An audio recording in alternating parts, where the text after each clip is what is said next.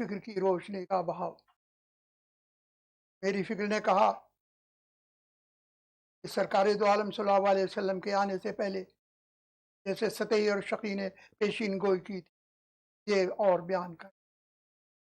जब सैफ बिन यज़न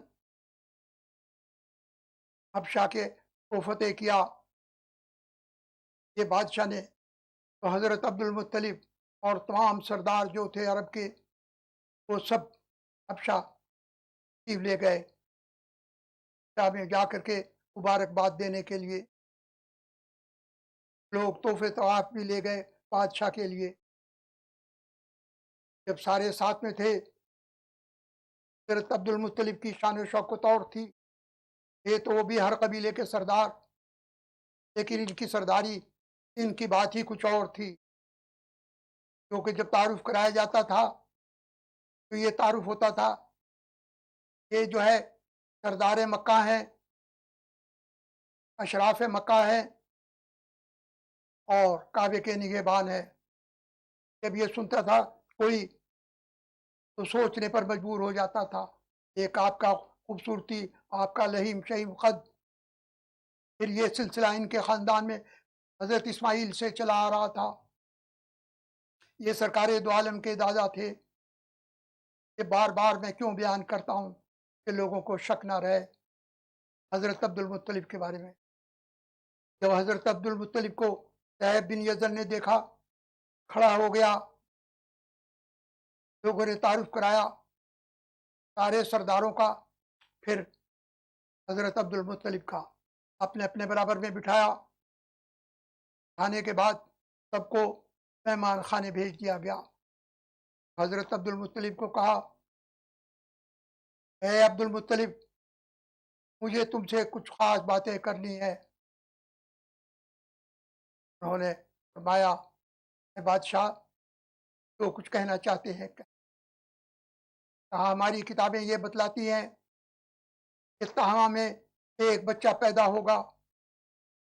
तहामा एक heat waves को जगह को कहते हैं, और उसके बच्चे के कंधे के ऊपर मोहरे नबूवत होगी,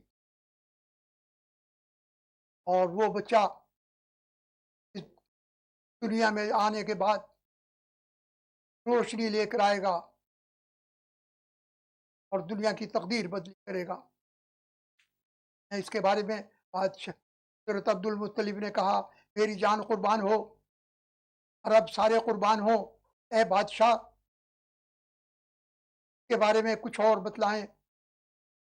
कहा कि उसका सिलसिला बच्चे का तुम्हारे से है और तुम उसके निगहबान होगे, तुम ही उसकी देखभाल करोगे।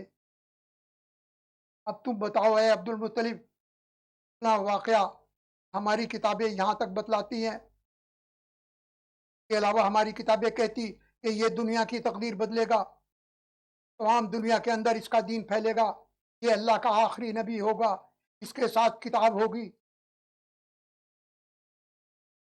मुत्तलिब ने कहा कि ए बादशाह, मेरा एक लड़का था, 10 लड़कों में वो लड़का मैंने शादी की, सबसे छोटा था।